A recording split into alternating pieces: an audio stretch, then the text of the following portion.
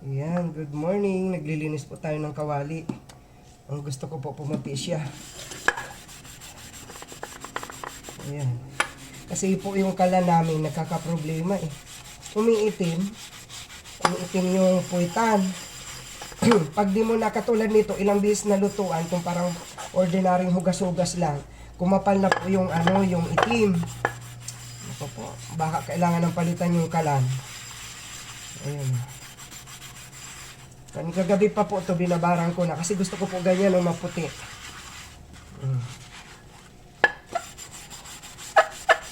Ayan, may mga itim-itim pa eh.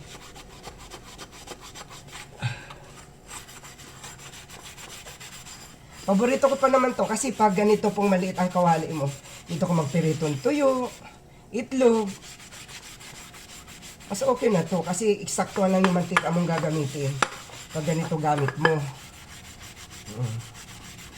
Ayan o. Ayan, meron pa. Puputi din yan. Kaso, tsatsagaan mo siya. Basta kasi hindi ka agad nahugasan. Ganyan. Nangingitim. Dumidikit. Tsatsagaan mo siyang lilinisin. Ayan o. Konti pa.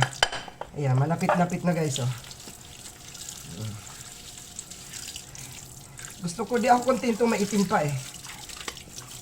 Ayan. Ayan, katulad niya, no? Dapat mawala yan. Gusto ko mawawala yan. Yung ganyan. Lagyan natin ng sabon. Kasi mawawala naman yun. Ayan. Sa mantika daw po, ayan eh. Dumidikit siya sa kawali. Ayan. Ayan, nawawala na oh. Tsatsagain nyo po lang, persado kayo na maglinis kung gusto nyo maputing kawali. Ayan, ito pa. Oh. Tsaga. Para tuloy ako nagluluto sa kahoy. Dahil umitim. Oh. Isang kawali pa lang yan. Paano kung ganyan lahat ng kaldero mo? Dahil kasi doon sa kalan namin. Magpapalit ako ng kalan. Ayan. Pag ganyan lumalabas ang itim, ibig sabihin na nakukuskus po siya. Nalilinis. Ayan. Thank you guys. Itutuloy ko itong paglinis na to. Bababaran ko siya uli. Bababaran ko uli ng sabon. Ganyan. Para mawala siya. Ang daming sabon na ubos ko. Babad ko yan dyan. Babad natin kaunti.